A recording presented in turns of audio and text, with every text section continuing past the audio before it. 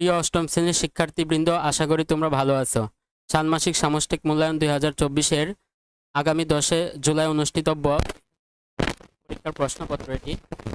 শিক্ষার্থীদের জন্য নির্দেশনা। ইসলামের বিধিবিধানের আলোকে প্রাকৃতিক দুর্যোগের সময় করণীয়। আমার আশেপাশের পরিবেশে প্রায়শই বিভিন্ন ধরনের প্রাকৃতিক দুর্যোগগুলো কেন হয়? এ দুর্যোগের সময় বিভিন্ন ধরনের বিপর্যয় দেখা দিতে পারে। এ সময় ইসলামের বিধিবিধান চর্চা ও অনুশীলনের জন্য বিশেষ নির্দেশনা রয়েছে। এখানে যা জানতে চাওয়া হয়েছে সে বিষয়ে তোমার চিন্তাগুলো উত্তরপত্রে জানাও। কাজ 1, প্রকৃতি পর্যবেক্ষণ ও অভিজ্ঞতা বিনিময়।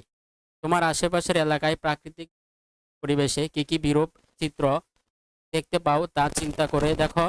এবার তোমার দুইজন বন্ধুর কাছ থেকে শুনে তারা চিন্তা করে চিত্র খুঁজে পেল। আলোচনা করে এ বিষয়ে তাদের ভাবনা জেনে নিয়ে ওকে লিখো। অর্থাৎ তোমার আশেপাশের এলাকায় প্রাকৃতিক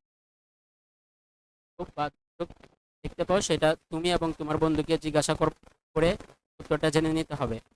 তোমার দুর্যোগের সময় কি ধরনের ইসলামের বিধিবিধান চর্চা বা অনুশীলন করে থাকো, আলোচনা করে লিখো। নমুনা ছক। আমি যা খুঁজে পেলাম, অর্থাৎ তুমি যে সকল দুর্যোগ খুঁজে পেলে সেগুলো এই ছকে লিখতে হবে। প্রথম বন্ধু যা খুঁজে পেল আর দ্বিতীয় বন্ধু যা খুঁজে পেল সেগুলো এই ছকে লিখতে হবে। কাজ 2, সমস্যা খুঁজে বের করি। তোমার বন্ধুদের চিহ্নিত প্রাকৃতিক দুর্যোগ সময়ের ফলে কি কি সমস্যার সম্মুখীন হতে হয় বলে তুমি মনে করো?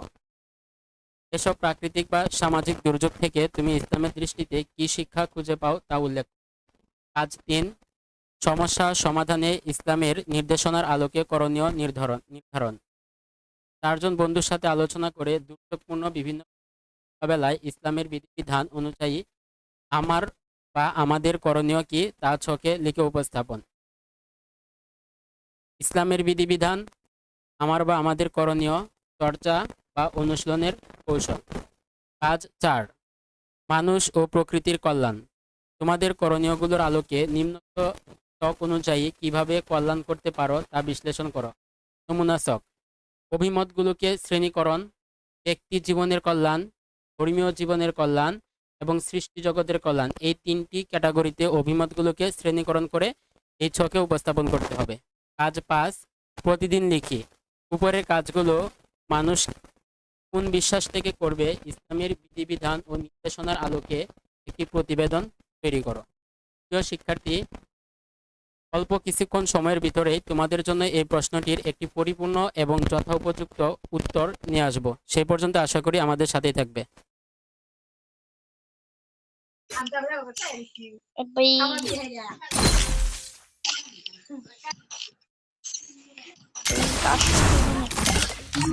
হ্যালো